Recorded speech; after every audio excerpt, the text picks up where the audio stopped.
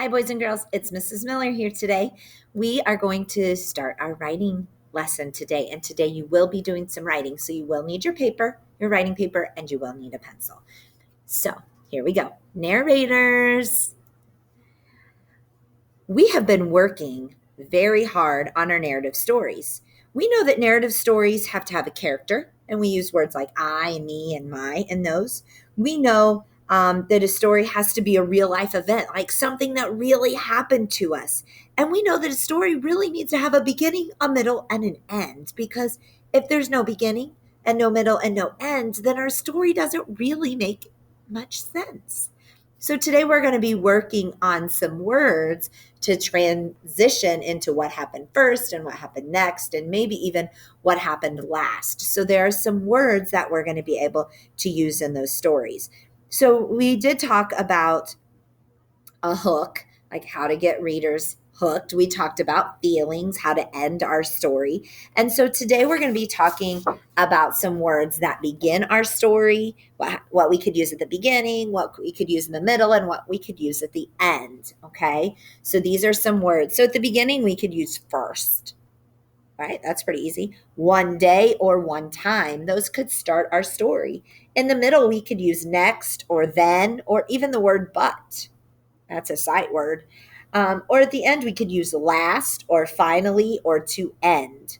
So sometimes I think one day is easy to start with. One day I went to the park. Next, I went to Dairy Queen. Last, I went home. So beginning, middle, end. Okay, so we can use these words to help keep our story in order, because remember, we want to make sure that our story goes in order. We can't go home and then go to school and then play on the playground. That doesn't make any sense. We have to go to school, then we played on the playground, then we went home.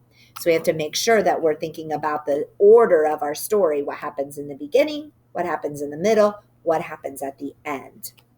So today I want you to think about a narrative story that happens to each of us.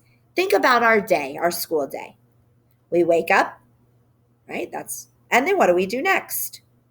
We go to school. And after that, we go back home, right? So let me model that story. Yawn. Oh, that's my hook. Yawn.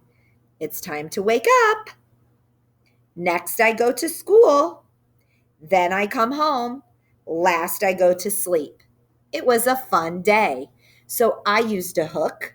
I used a beginning, a middle, an end, and I ended with a feeling. I did all of them. Now, Mrs. Miller's not expecting you to remember to do all of those, right? Sometimes we might get the hook. Sometimes we might get the feeling at the end. Sometimes we might get the beginning, middle, and end. It's okay if you can't put it all together right yet, because we haven't really practiced it very much, have we? We've been talking about our stories and we haven't been doing a whole lot of writing of stories. So don't think you have to get all of that in today, because sometimes it's very hard to get all of that together. But listen to my story again. It's time to go wake up. Next, I go to school. Then I come home. Last, I go to sleep. It was a fun day. So that was like 5 sentences that I wrote there, right? Yeah, so I kind of made a little story. So did you hear those transitions in there? I used next, then, and last. So even when we're drawing our picture, we could draw what happens first at the beginning of our picture, and then what happens in the middle of our picture page, and what happens at the end of our picture page. So we could even split our picture page to help us with writing. So I want you to find someone, and I want you to share a story about your day. So make sure you're trying to use words like first, next, then, last. I want you to try and use some of those words when you're telling your story. I want you to hit the pause button and tell your story, and then come back and join me. Okay? So I want a story about your day, thinking about trying to use like first, next, and last when you're telling your story. All right? Hit the pause button and tell your story. to someone who's helping you with your homework. All right. Welcome back. So I'm going to send you to your seat. I'm going to send you out to write. Sorry, I'm not going to send you to your seat because you're probably already at your seat, right? So I'm going to send you to write next. So you told your story. Now I want you to practice writing your story. All right. So I want you to go through your day and write it out. Now remember, I don't want you to have to think about trying to get it all together. Okay. So if you forget the hook, it's okay. If you forget the feelings at the end, it's okay. Today, what I want you to practice is I want you to practice those beginning, middle, and end.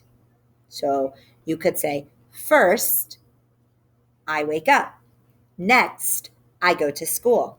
Last, I go home. So that's only 3 sentences. I want you to try that.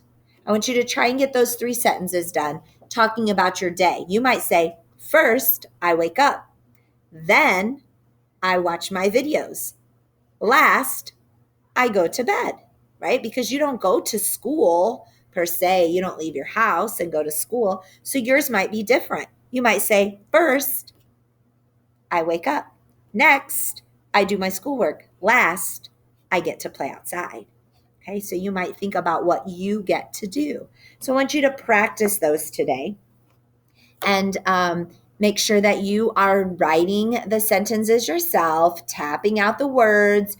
Use your sight word page if you have one at home. Use that to help you to write, and make sure that you share your writing with your teacher.